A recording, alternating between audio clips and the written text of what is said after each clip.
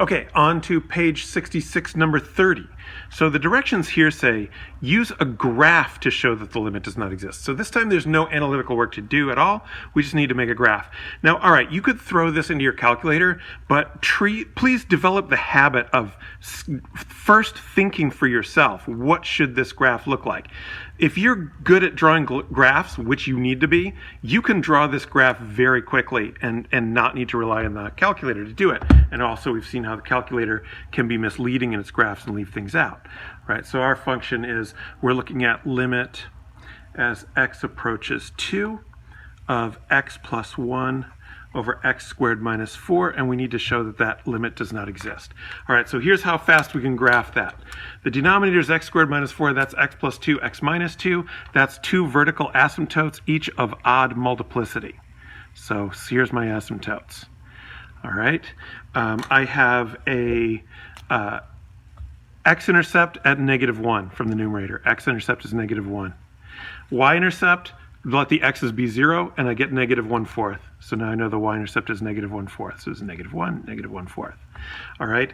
Horizontal asymptote, the degree of the denominator is larger than the degree of the numerator. Therefore, the horizontal asymptote is y equals 0. Now I know exactly what this graph looks like because I just go from the intercepts. I have to approach this asymptote going up. I can't approach this asymptote this way. It has to go down because there's no x-intercept here. So it has to go down like that. Here's why it's important to know about multiplicities. This is an odd multiplicity vertical asymptote. Therefore, it goes like this. If it was even multiplicity, it would go like that. What do I mean by odd multiplicity? That this is x plus 2, x minus 2. The exponents are both 1. So those are both odd multiplicity intercepts. All this is pre-calculus. And then the other side goes like that, again, because it's an odd intercept and it has an odd vertical asymptote. It has to approach both asymptotes. So see how quickly you can sketch that? And I was talking the whole time. If you just sit there and do it, just boom, boom, boom, you're going to have that graph in a second.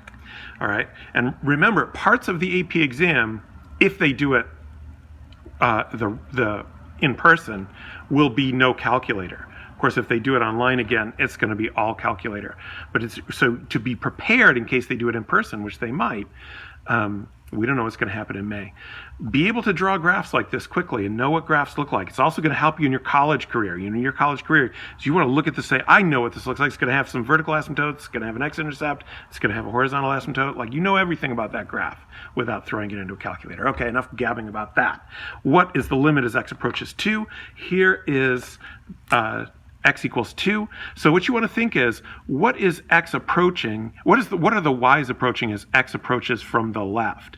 Now, the y's are going up forever. So we say that that y's are approaching infinity.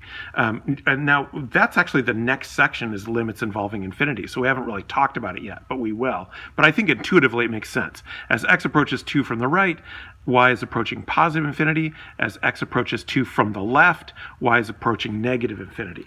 All right? So it says to show that the limit does not exist. But I want you to justify it by saying something like, limit as x approaches 2 of x plus 1 over x squared minus 4 does not exist. Yes, you can abbreviate like that, because the limit as x approaches 2 from the left of x plus 1 over x squared minus 4 is equal to negative infinity, and that does not equal the limit as x approaches 2 from the right of x plus 1 over x squared minus 4. So you could split this up in, by the way, which equals positive infinity. There we go. So now we've really shown that there are not only two different limits, they are as different as it could possibly be. All right, so I was going to say about that something nice. Yeah, you could break this up into two separate statements instead of writing it all. You could write this, and then you could write this, and then you could say, therefore, the limit as x approaches 2 from the left does not equal the limit as x approaches 2 from the right. Therefore, this limit does not exist. So there are different ways to write it, but the components we need to see is the limit does not exist because, or you could use therefore if you turn it around, the limit from the left and the limit from the right are different. And as soon as those two limits are different, that means the limit as a whole does not exist. All right, so that's how you're going to do number 29 in the homework.